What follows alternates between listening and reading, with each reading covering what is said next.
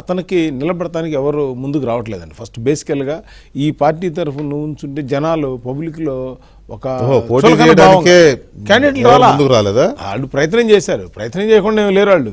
కాదు ఎవడు ముందు మమ్మల్ని వచ్చి ఏ మొహం పెట్టుకుని ఓట్లు అడగమంటామని. అందుకే కదా నేను బొత్స సత్యనారాయణ కూడా 3 రాజధానులు పొరపాటు పడ్డాం, మళ్ళీ మేము పునరాలోచిస్తామని. ఇంకా జీవితంలో పునరాలోచించడం సరిపోద్ది. ఇక్కడ మెయిన్ ఏంటంటే ఈ 5 సంవత్సరాలు ఏ రంగమైనా సరే, ఎలక్ట్రానిక్ మీడియా లేకపోతే ప్రింట్ మీడియానా లేకపోతే ఉద్యోగస్తులా లేకపోతే రైతులా లేకపోతే బిజినెస్ అందరినీ సఫర్ చేశాడు టార్గెట్ చేసి, ఇంక్లూడింగ్ ఎంప్లాయీస్ని. ఎంప్లాయీస్ ఏదో ధర్నా చేస్తున్నారంటే వాళ్ళ మీద కేసులు పెట్టి, ఆడవాళ్ళ మీద అయితేనేమో ఇది ఇంకో కేసు పెట్టండి, మగవాళ్ళ మీద కేసు దొంగతనాలు కేసు పెట్టండి. ఎందుకంటే భాష ఇక్కడ వాడకూడదు కాబట్టి ఆడవాళ్ళ గురించి. టీచర్ల మీద డైలాగ్ అన్నాడు, ఈ కేసు పెట్టండి ఏం చేస్తారు వాళ్ళు అని అన్నాడు. అందుకని అటువంటి దారుణంగా బిహేవ్ చేసిన వ్యక్తి ఇవాళ మళ్ళా నాగభూషణ్ గారు ఇక్కడ రెండో విషయం ఏంటంటే ఎన్నిక ఈవీఎం మీద జరగల, బ్యాలెట్ మీద జరిగింది. సో ఇప్పుడేంటంటే ఈయనకి సరిగ్గా సమాధానం చెప్పాలంటే ఈ నెక్స్ట్ 4 yearsలో పోయినసారి ఏమైందంటే మనకి రాజధాని డెవలప్మెంట్ విషయంలో స్లో అవటం వల్ల జనాల్లో రిజల్ట్ రాకపోయేటప్పటికి ఈ రకరకాలుగా మాట్లాడడం. ఇప్పుడు ఈ 4 years అనేది డెఫినెట్గా మీరు ఒకసారి ఆలోచించండి సార్. ఢిల్లీలో పార్లమెంటు వితిన్ 24 monthsలో కట్టారు.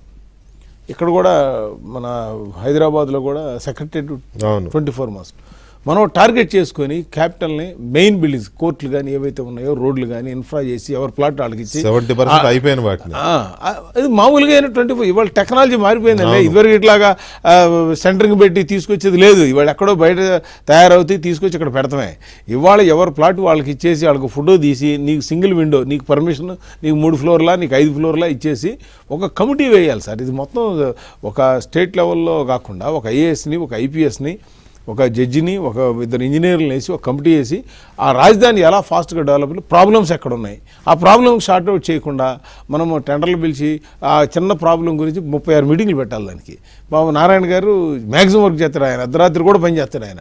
కానీ ఇది సింగిల్ మ్యాన్గా జరిగేది, టీం వర్క్ జరగాలి. ఇది ఎవరిపైన వాళ్ళకి అప్పచెప్పి దాన్ని ఫాలోఅప్ చేయాలి. ఇప్పుడు చూడండి, మన కరకట్ట రోడ్డు ఉందండి, ఇప్పుడు 9 నెలలు అయింది. నన్ను రోజు అడుగుతారు, ఎందుకంటే రోజు నేను అదే రోడ్లో వెళ్తా కాబట్టి ట్రాఫిక్ ఆగిపోతూ ఉంటుంది. సార్ ఇది తొందరగా వేయించండి అంటారు. అంటే జనాలు ఏంటి, వాళ్ళ ఆలోచన విధానం, ఎక్స్పెక్టేషన్స్ చాలా ఎక్కువ ఉన్నాయి.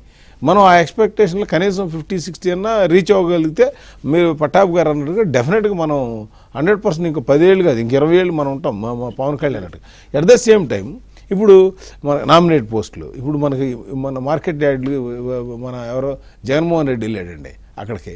అదే మార్కెట్ యార్డ్ చైర్మన్ ఉంటే వెళ్ళుండేవాడు కాదు. అక్కడ మార్కెట్ యార్డ్ చైర్మన్ లేడు కదా, వెళ్దాం పదండి అన్నాడంట. అంటే కారణం అంటే ఇప్పుడు టెంపుల్స్ కమిటీలు దరిదాపుగా 150 మార్కెట్ కమిటీలు, టెంపుల్స్కి దరిదాపుగా కాణిపాకం, కాళహస్తి, శ్రీశైలం ఇవన్నీ కూడా ఫాస్ట్గా వేసేస్తే ఏమవుతుందంటే 9 నెలలు 1 year చొత్త అయిపోయింది కదా సార్. వీళ్ళందరూ కూడా ఎవరో ఒకళ్ళు ఏదో ఒక వచ్చింది నాకు ఈ పార్టీలో పనిచేసినందుకు 5 సంవత్సరాలు. జగన్ మీద వ్యతిరేకత కంటే కూడా ఈ పార్టీ లేకపోతే, ఈ కూటమి లేకపోతే రాష్ట్రంలో అభివృద్ధి జరగదనే ఫీలింగ్తో ఓట్లు వేసిన వాళ్ళకే ఆ రిజల్ట్. అట్లాగే ఇంకా ఎన్నో కార్పొరేషన్ చైర్మన్లు ఉన్నాయి, కుల సంఘాలు ఉన్నాయి, తర్వాత మార్కెటింగ్ చైర్మన్లు సార్ అవి కాదు, ఇది డీసీబీ చైర్మన్లు, అవి అర్బన్ బ్యాంక్ చైర్మన్లు ఉన్నాయి. ఇవి సింగిల్ స్ట్రోక్తో ఒక 2 days కూర్చుంటే ఎవ్రీథింగ్ అయిపోతే ఆ తర్వాత మనం ఫోకస్ ఏదైతే కేంద్రం ఇచ్చిన 15,000 కోట్లు క్యాపిటల్ కానీ, హడ్కోర్ లోన్ కానీ, మన దీని పేరేంటి పోలవరం కానీ, అట్లాగే ఇప్పుడు మనకి వెలుగొండ మనం 80% పూర్తి చేయాలి.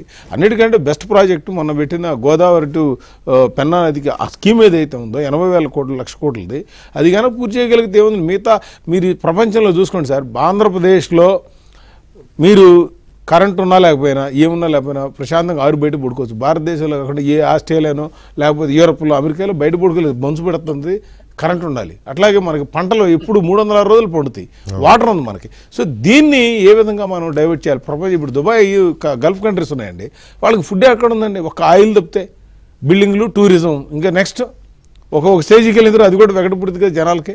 సో ఫుడ్ అనేది బేసిక్ ఇన్ఫ్రా, 5 పంచిపోతాలు అనేది మనకి అడ్వాంటేజ్. నీరుంది, గాలి బ్రహ్మాండంగా ఉంది.